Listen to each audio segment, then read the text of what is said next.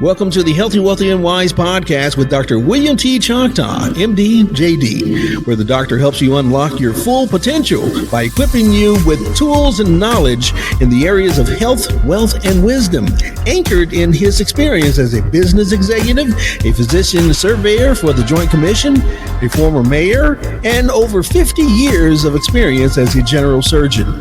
You've got questions, he's got answers. So let's get started. Here's Dr. William T. Choctaw, MD, JD. Welcome, ladies and gentlemen, again to the Healthy, Wealth, and Wise podcast. We're absolutely delighted to have a very special guest with us, Mr. Rudy Chavarria. But two things. I have a friend of mine who is, he's 58. He's changing careers, and he really actually hasn't had very good luck with careers anyway. He's a mathematician, brilliant. He also is he was a school teacher, taught mathematics for 8 years, and but he was I'm sorry, not 8 years, 5 years, and he was let go from 8 different school districts in Orange County. Okay. And the thing is he's one of those math teachers that you had when you were in junior high school. Everybody hated them. Right.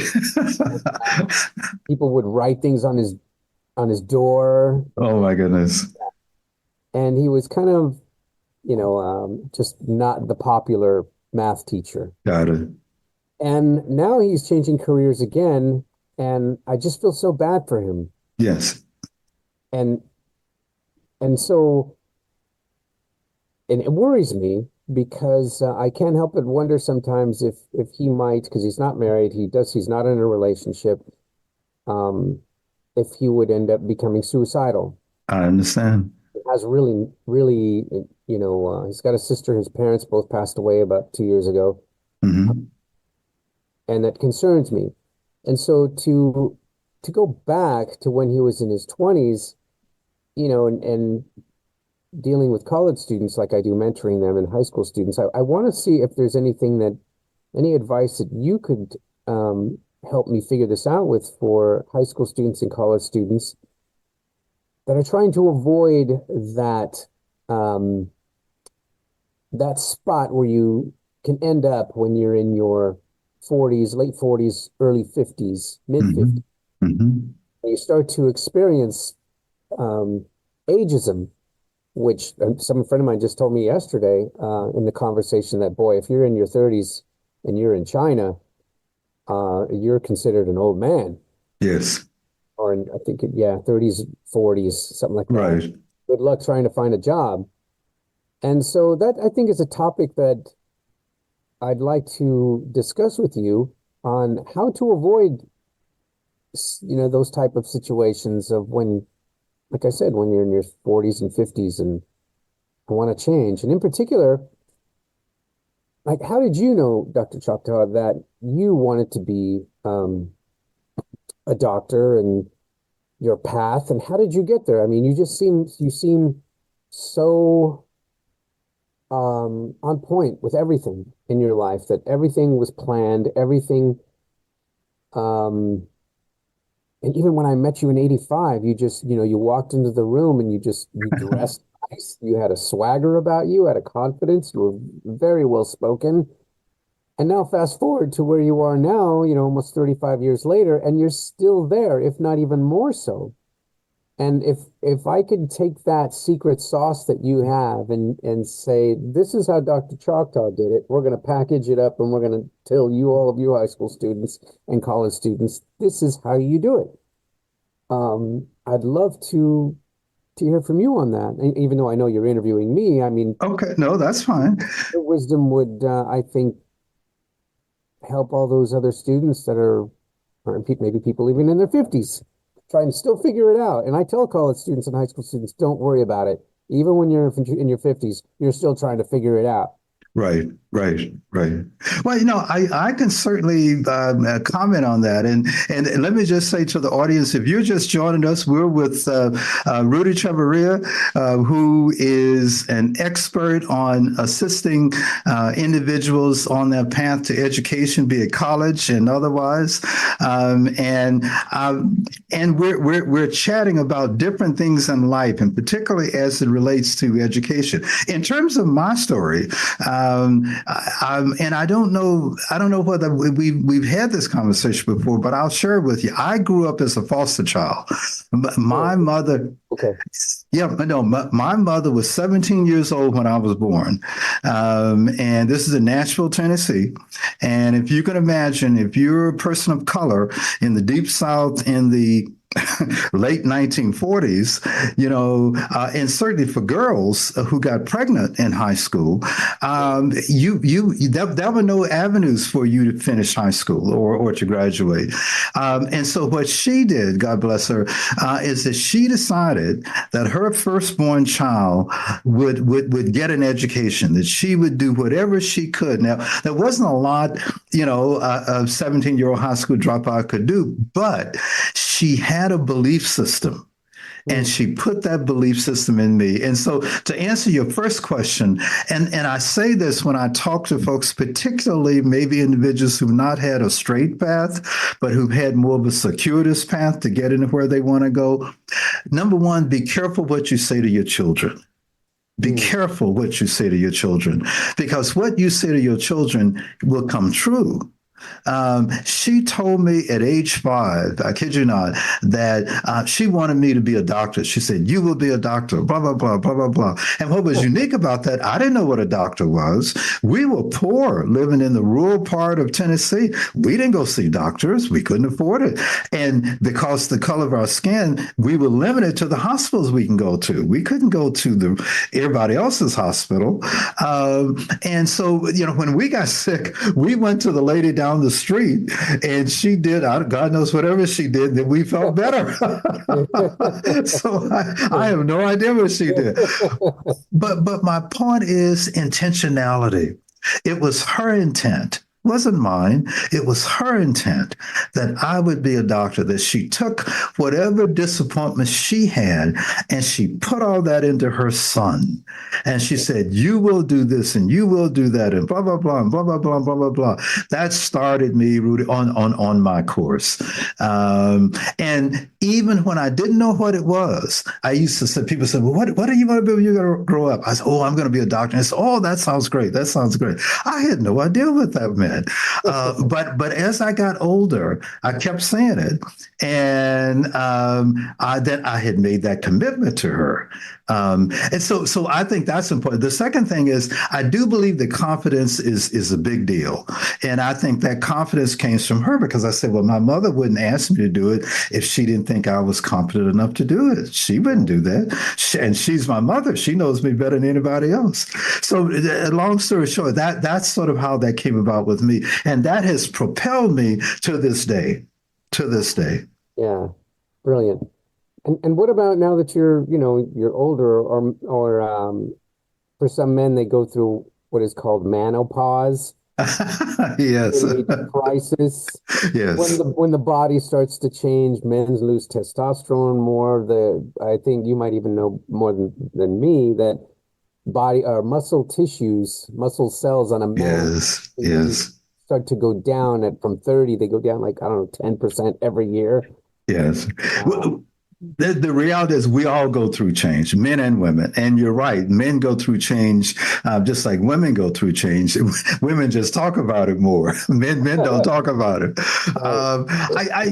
There's no question. I think all of us, when we hit probably in the mid 40s, late 40s, we sort of had what some people call crisis. I wouldn't call it crisis, but at least we have a conversation with ourselves. Am I where I wanted to be? Is this what I wanted in life? Is this blah, blah, blah? It's sort of like we take a self-survey, if you will.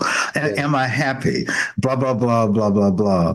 And I think both men and women do that. I think women probably tend to be a bit, in my opinion, more mature about it, and that sort of thing. Men tend to struggle, I think, more with it, probably because we're honest, open about it, and we won't talk to people about it. But it is real. It is absolutely real. And so I think to answer your first question, first, you embrace it. You understand that this is not new. This is not unusual. I'm not weird. There's nothing wrong with me. I'm just going through the stage just like teenagers at 16 go through a certain stage. And this has to do, there's a lot of genetic and biological reason here. Certain ages, our body is designed to do certain things. The brain sort of runs what we do. We always like to say what I believe affects how I think. How I think affects how I feel. How I feel affects how I act.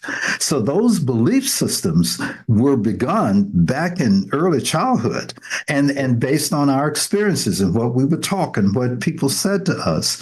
But it's something that we all go through, and it's completely normal. Completely normal.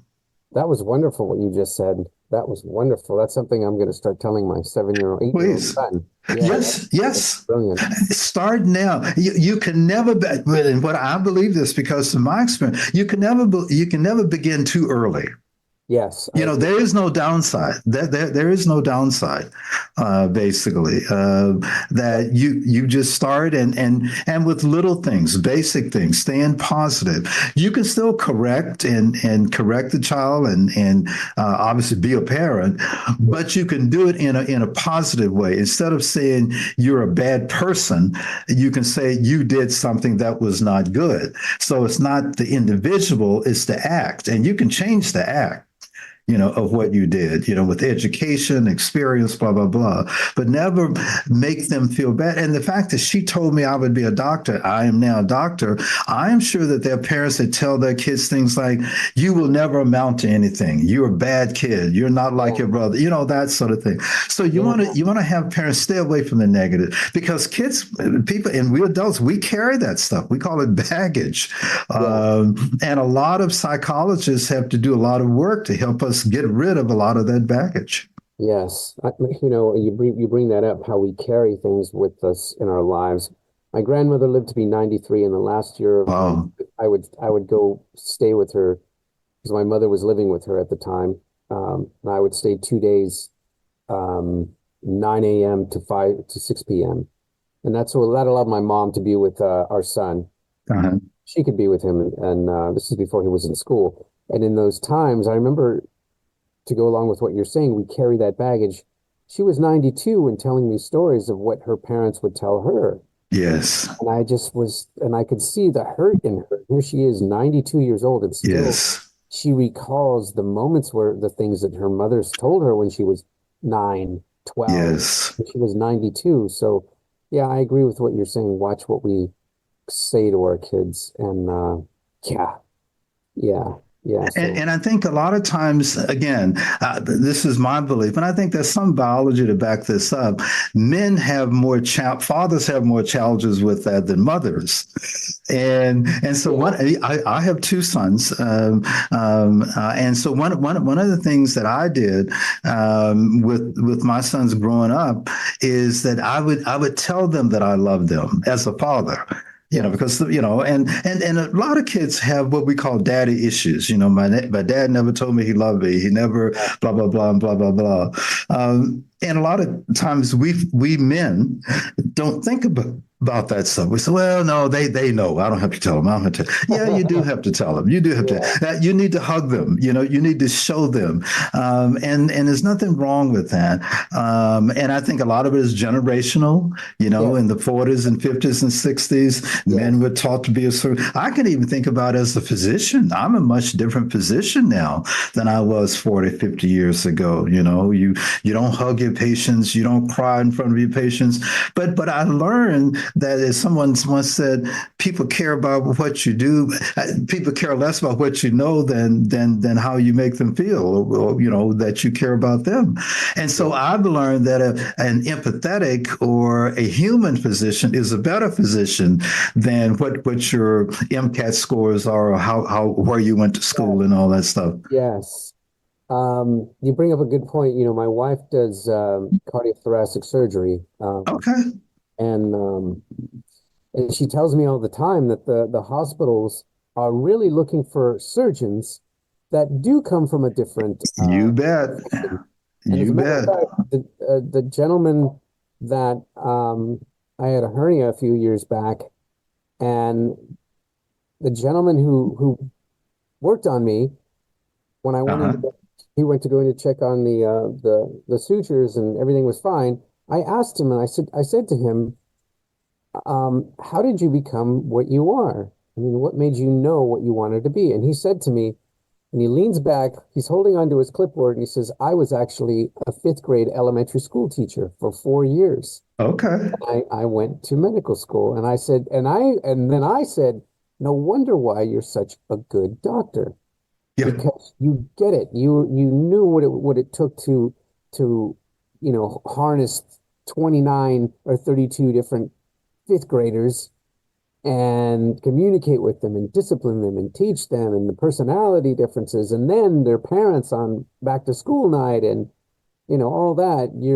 Oh gosh, and I'm like, you get it. You totally understand. And he did. When he came in, he talked to me like just like a normal person. Yes. You and I first met many years ago when I was mayor of Walnut. And I've said many times to my friends, being mayor or being in outside of the hospital made me a better doctor because I was around regular people. I was around normal people. Healthcare is not normal. Physicians are not regular people. We are not. We have to relearn that. It is so true. And I used to laugh a lot of times when I was mayor. People would come to city council meeting, they're yelling and they're screaming and they're calling us names, and I would smile because for me it was therapy, as crazy as that sounds. Because I would say, number one, how bad can it be? Nobody's going to die here, so the sprinklers don't work. Okay, I get it. And then they're yelling at you for That's right. But I think it is strange how that occurs, but that we study so hard. It is so intense, but it is a different world. But yet we have to treat people in the real world. How do you treat somebody if you don't understand where they're coming from? Right. And how can you be empathetic with somebody if you've never seen or understood them or know anything about them or their culture or anything else? And I'm not saying you've got to know all cultures. You just got to know how to respect people, and you learn respect just by being around people. But clearly, I learned that I became a better doctor when I did non-medical stuff, when I interact with people, not as their physician, because as their physician, I'm in a certain mode. I'm in a certain frame of mind. I know what I'm going to say. I know what I'm going to go through, blah, blah, blah, blah, blah, blah, blah, blah, blah.